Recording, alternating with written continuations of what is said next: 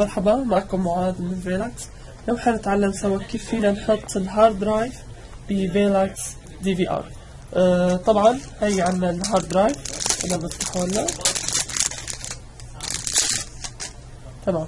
هلا DVR بيجي عنا براغي هون على الطرف وبرغي ورا. انا اوريدي قايمه، بس انا بنقيمه هيك. تمام. هلا هون مثل ما شايفين هذا النوع من DVR بيكون عنا فينا نحط 2 هارد درايف، واحد هون وواحد هون. طبعا كمان بيجي مع DVR براغي بيجي عشان تثبتوا الهارد درايف. فانا شو حاعمل هلا؟ بحط هارد درايف هون، مثل ما شايفين هون في فتحات خصيصا لتثبت الهارد درايف. طبعا مثل ما شايفين في 4 فتحات.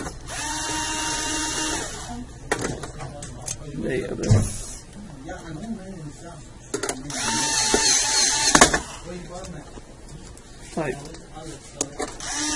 بعدين بس نثبت البراغي بنجيب الساتا كيبل بنحطه هون، وعنا الباور كونكشن.